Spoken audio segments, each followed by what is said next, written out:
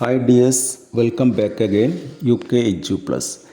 എല്ലാവർക്കും UK Edu Plus ചാനലിലേക്ക് സ്വാഗതം. നമ്മളിന്ന് +2 ഇക്കണോമിക്സ് പരീക്ഷയ്ക്ക് ഓണപ്പരീക്ഷയ്ക്ക് ചോദിക്കാവുന്ന പ്രധാനപ്പെട്ട ചോദ്യങ്ങളും ഉത്തരങ്ങളുമാണ് ഡിസ്കസ് ചെയ്യാൻ പോകുന്നത്. ഇന്ന് നമ്മൾ ഡിസ്കസ് ചെയ്യുന്നത് മൂന്നാമത്തെ ചാപ്റ്റർ, പ്രൊഡക്ഷൻ ആൻഡ് കോസ്റ്റ്, ഉൽപ്പാദനവും ചെലവും. ഈ ചാപ്റ്ററിൽ നിന്ന് പരീക്ഷയ്ക്ക് ചോദിക്കാവുന്ന പ്രധാനപ്പെട്ട ചോദ്യങ്ങൾ: ആദ്യത്തെ ചോദ്യം, ഉൽപ്പാദന ധർമ്മം. വാട്ട് ഈസ് പ്രൊഡക്ഷൻ ഫങ്ഷൻ, അല്ലെങ്കിൽ ഡിഫൈൻ പ്രൊഡക്ഷൻ ഫങ്ഷൻ. എന്താണ് ഉൽപ്പാദന ധർമ്മം?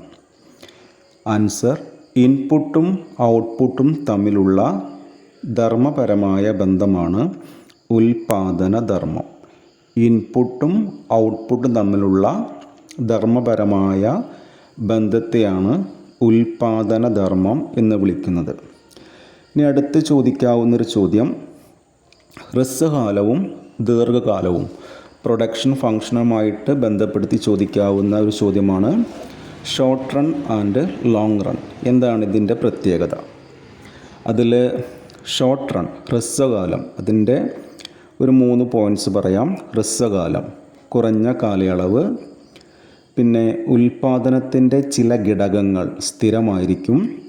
പിന്നെ ഹ്രസ്വകാല ഉൽപ്പാദന ധർമ്മം. ഇതാണ് 3 പോയിൻറ്റ്സ്. ഹ്രസ്വകാല production function, short run production function. അടുത്തത് ദീർഘകാലം, ലോങ് റൺ പ്രൊഡക്ഷൻ ഫങ്ഷൻ. അതുമായി ബന്ധപ്പെടുത്തിയിട്ട് ഒരു 3 പോയിൻറ്റ്സ്. ദീർഘകാലയളവ്, എല്ലാ ഉൽപ്പാദന ഘടകങ്ങളിലും മാറ്റം വരുത്താൻ കഴിയും ദീർഘകാലങ്ങളിൽ. പിന്നെ ദീർഘകാല ഉൽപ്പാദന ധർമ്മം. അടുത്തത് ചോദിക്കാവുന്നൊരു ചോദ്യമാണ് അപചയ സീമാന്ത ഉൽപ്പാദന നിയമം, അല്ലെങ്കിൽ വിഭേദാനുപാത നിയമം. പരീക്ഷയ്ക്ക് സ്ഥിരമായിട്ട് ചോദിക്കുന്ന ചോദ്യമാണ് അപചയ സീമാന്ത ഉൽപ്പാദന നിയമം. വളരെ ഇമ്പോർട്ടൻ്റ് ആണ്. ഇതിൽ രസമായിട്ട് ചോദിക്കാം.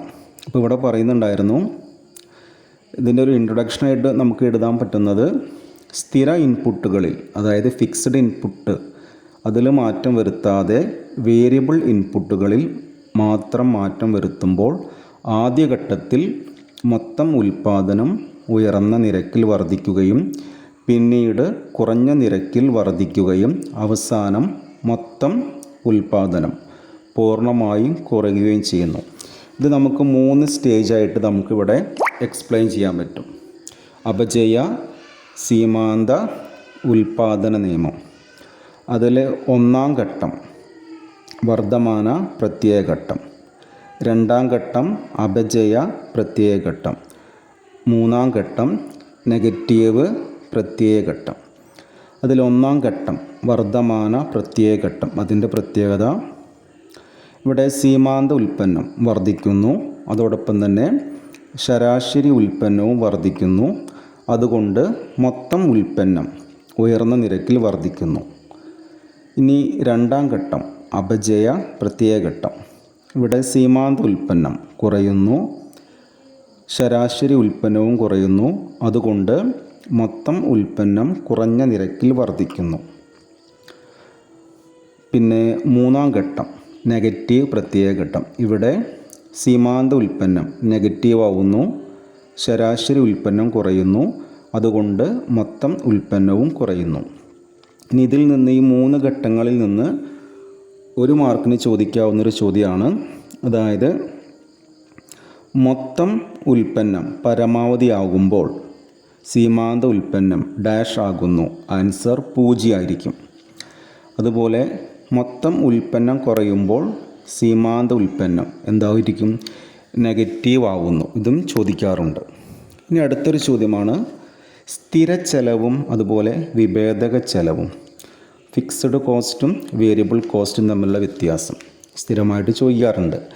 ഇതിൽ സ്ഥിര ചെലവ് എന്ന് പറയുമ്പോൾ, ഫിക്സഡ് കോസ്റ്റ് എന്ന് പറയുന്നത് ഉൽപ്പാദനം കൂടിയാലും കുറഞ്ഞാലും മാറ്റം വരാത്ത ചെലവാണിത്.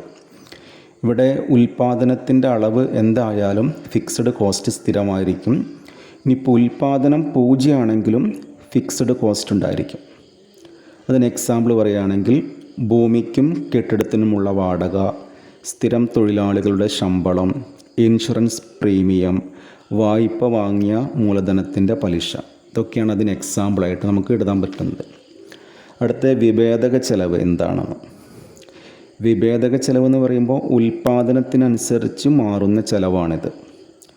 ഉൽപ്പാദനം കൂടുമ്പോൾ വിഭേദക ചെലവ് കൂടും, ഉൽപ്പാദനം കുറയുമ്പോൾ വിഭേദക ചെലവ് കുറയും. ഉൽപ്പാദനം 0 ആണെങ്കിൽ വിഭേദക ചെലവും 0 ആയിരിക്കും. എക്സാമ്പിൾസ് ഇന്ധനച്ചെലവ്, ഗതാഗത ചെലവ്, താൽക്കാലിക ജീവനക്കാരുടെ വേതനം, അസംസ്കൃത വസ്തുക്കളുടെ വേതനം, ഇതൊക്കെ നമുക്ക് എഴുതാൻ പറ്റും. അടുത്തതായിട്ട് ചോദിക്കാവുന്ന മറ്റൊരു ചോദ്യമാണ് തോതനുസരിച്ചുള്ള പ്രത്യയം.